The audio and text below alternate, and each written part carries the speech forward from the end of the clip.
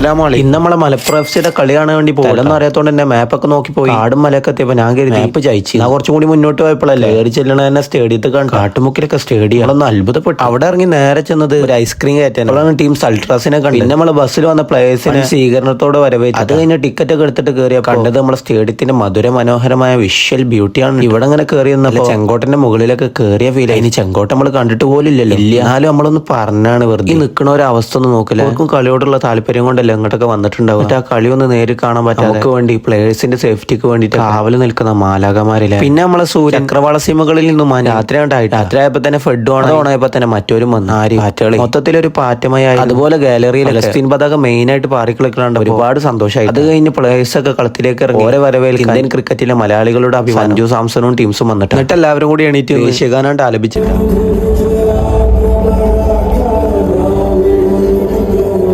അതിന്റെ അടുക്കും ഇവന് കളി എന്നെ കളി. പിന്നെ കളിയാണ്ട് തുടങ്ങി പോരാട്ട വീര്യങ്ങളുടെ നാളുകളായിരുന്നു. മലപ്പുറം വേഴ്സസ് തൃശ്ശൂർ നല്ല വാശിയേറിയ പോരാട്ടമായിരുന്നു. തുടരെ ഇരുകൂട്ടരും പണിയാണ്ട് തുടങ്ങിയിട്ട് പക്ഷെ ഫസ്റ്റ് ഹാഫിൽ ആർക്കും ഗോളൊന്നും കണ്ടെത്താൻ കഴിഞ്ഞു. അതിന്റെ അടുക്കണ്ട് ഉറുമുകോട്ട ഇളകിയ പോലെ അവിടുന്ന് ശരിക്കും കളി കാണാൻ പറ്റാത്തതുകൊണ്ട് ഒരു കൂട്ടം ഇങ്ങോട്ട് വരണം. പിന്നെ സെക്കൻഡ് ഹാഫിൽ ബ്രസീലിയൻ താരം കെന്നഡി വന്നപ്പോൾ ടീം ഒന്ന് പവറായിട്ട് അങ്ങനെ കളി പുരോഗമിച്ചു കൊണ്ടിരിക്കുമ്പോഴാണ് നമുക്കൊരു പെനാൽറ്റി കിട്ടിയത്. അത് നമ്മൾ ISL താരം റോയ് കൃഷ്ണ ഭദ്രമാക്കി തൃശ്ശൂരിന്റെ അണ്ണാക്ക് കണ്ട് കൊടുത്തപ്പോൾ 1-0 മലപ്പുറം FC വിജയിച്ച കാഴ്ച കണ്ട് കാണാൻ പറ്റി. പിന്നെ നമ്മുടെ ടീംസിന്റെ കൂടെ എല്ലാവരും കൂടി വിജയാഹ്ലാദവും ചാൻഡൊക്കെ നടത്തിയപ്പോൾ കളിയാണ്ട് റാഹത്തായി അവസാനിച്ചു. അപ്പം എന്നാ ശരി, അസ്സലാമ.